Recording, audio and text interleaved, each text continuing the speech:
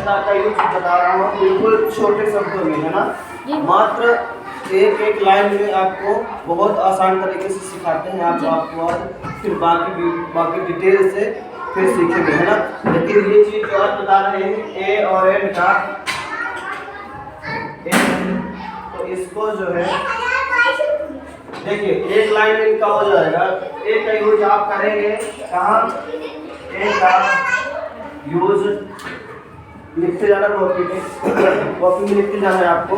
ए का यूज जो हिंदी के व्यंजन जानते हैं, व्यंजन और स्वर क्या होते हैं, हिंदी के स्वर क्या होते हैं, आ से आ तक स्वर होते हैं और का से ज्ञा तक व्यंजन, ठीक है ना।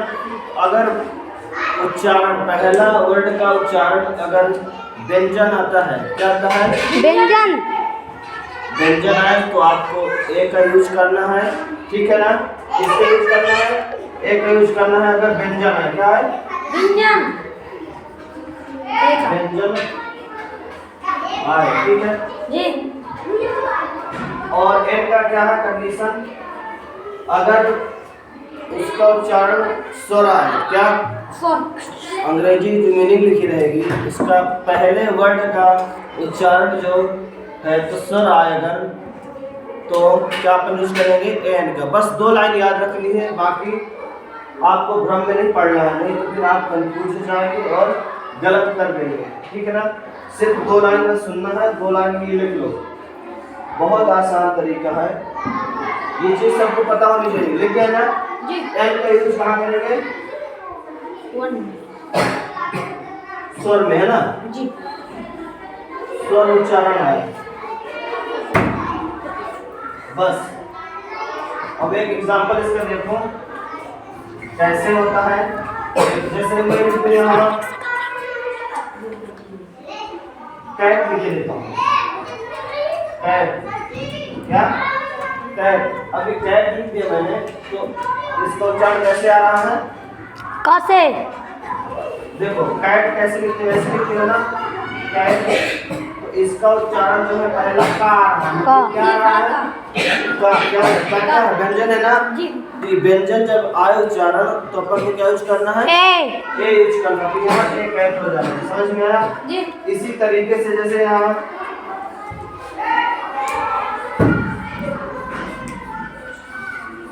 एलिफेंट लिख दूं, ठीक है, एलिफेंट,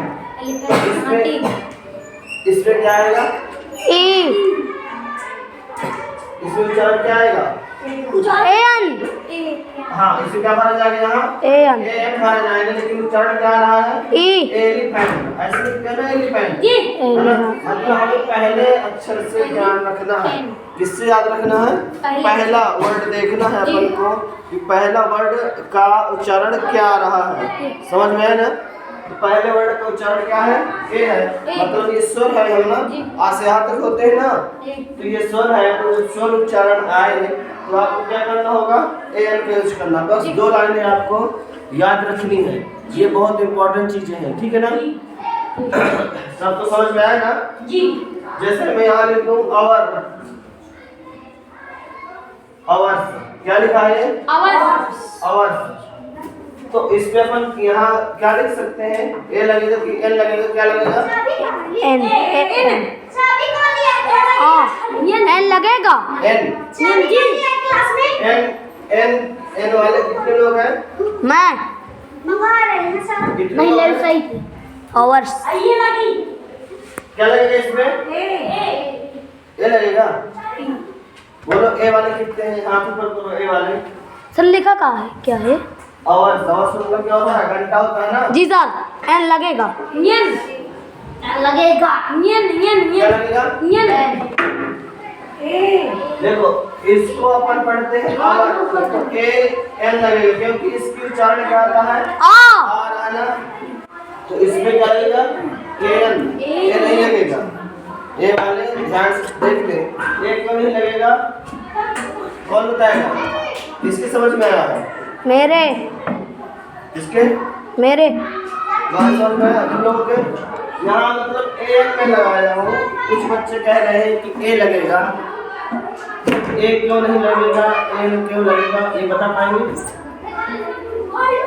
मतलब ए क्यों लगे, ए क्यों नहीं लगेगा? बच्चे कह रहे हैं कुछ ए लगेगा और कुछ कह रहे हैं ए लगेगा। तो आप बता पाएंगे? कौन बता पाएगा? ए वाली बताइए।